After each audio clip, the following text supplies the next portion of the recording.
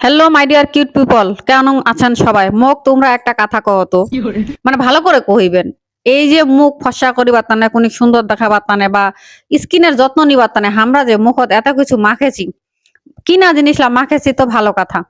এই যে কিছু কিছু ঘরোয়া জিনিস আছে ভাই, বিভিন্ন মানুষ টিপস দেয়, আপু ভাইয়া মিলে আমাক অনলাইনে টিপস দেছে। আলু ছিলে মুখত লাগাও, টমেটো মুখত লাগাও, ঠিক আছে, গাজর বলে মুখত লাগাও, বেসন মুখত লাগাও, মধু মুখত লাগাও, ঘি মুখত লাগাও, দুধ মুখত লাগাও, আদা রসুন পিঁয়াজ থেকে শুরু করে খালি মরিচটা বাদ দিছে। পারিলে মরিচটাও যে কোনদিন কায় মাখাবার কথা কহে, আমি মুই চিন্তায় বাঁচু না।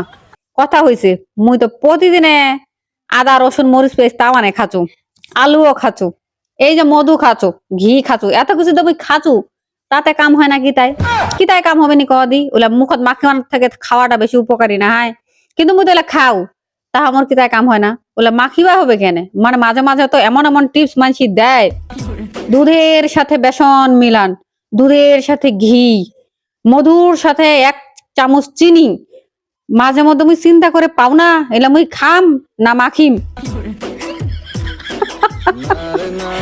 গাইস, মুই একলা একলা হাসিছু, বুঝা পাইছেন? এইলা কেলেঙ্কার কথা না হয়, কি একটা অবস্থা, সত্য কথা। মাঝে মাঝে মোর মনটা কয়েছে, এত সুন্দর সুন্দর রেসিপি দেছে, এলা মুই মাখিম না খাম, মুই দিশা পাও না। তাও মুই ফসা হও না, কালা কালাই আছু। আর যেখানে ফসা দেখা পাচ্ছেন, গোড়েখানে ভাই ফিল্টারের কামাল, বুঝা পাইছেন? এই হলো অবস্থা। মাঝে মাঝে কি অদ্ভুত অদ্ভুত জিনিস মোর সামনে পড়ে, আর মুই এলানে গবেষণা করু, চিন্তা করু। এই হইল অবস্থা। হাসেন না ফের, হাসিলে তোমাকে জরিমানা করিম কয়ে দিন। যাই হোক, এই ছিল অবস্থা। তো দেখো, তোমরাও চিন্তা ভাবনা করে দেখো যে তোমার কি মনে হচ্ছে। যার যেটা সম্ভব হবে মনে হবে ওটা আমাকে কমেন্ট করে কইবেন। না কইলে কিন্তু তোমাক কিউট পিপল কহেন কিন্তু।